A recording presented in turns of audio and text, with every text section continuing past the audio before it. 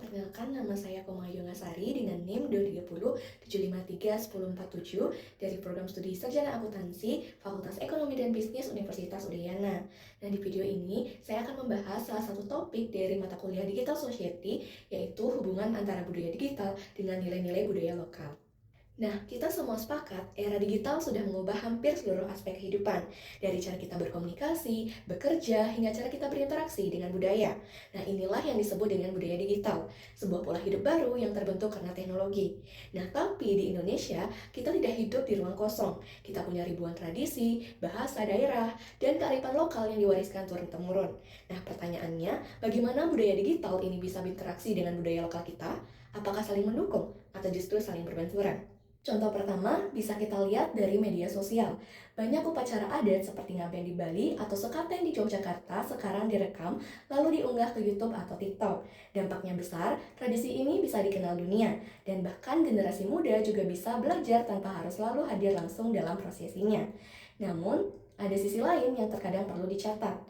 Terkadang ketika tradisi sakral dipotong atau diedit hanya untuk konten, makna mendalamnya bisa hilang, apalagi jika digunakan sekedar untuk hiburan atau viral. Nah, disinilah tantangan menjaga nilai budaya tetap utuh meski sudah masuk ke ruang digital. Kemudian contoh kedua adalah bahasa daerah. Banyak konten kreator sekarang bangga menggunakan bahasa lokal seperti bahasa Bali, Jawa, Sunda, atau bahasa lainnya dalam video mereka. Nah, ini menarik karena budaya digital justru jadi ruang baru untuk melestarikan bahasa.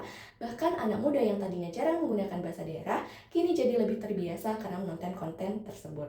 Contoh ketiga adalah ekonomi digital berbasis budaya. Misalnya pengrajin batik atau tenun tradisional sekarang itu bisa menjual produknya lewat marketplace online. Digitalisasi membuka peluang lebih luas dari pasar lokal hingga internasional.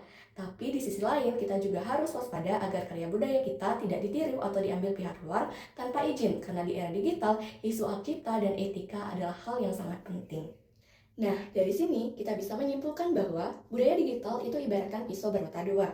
Ia bisa menjadi alat pelestarian budaya lokal, sekaligus ancaman jika tidak digunakan dengan bijak. Nah, kuncinya ada pada kita, generasi muda. Kita harus kritis dan sadar bahwa memanfaatkan digital bukan berarti meninggalkan budaya, tapi justru mencari cara baru untuk merawatnya. Nah, mungkin kita bisa bertanya, apakah kita cukup hanya mengkonsumsi konten budaya lokal atau juga berkontribusi menciptakan dan membagikannya? Dan apakah kita sudah menghargai nilai-nilai di balik tradisi ketika membawanya ke ruang digital?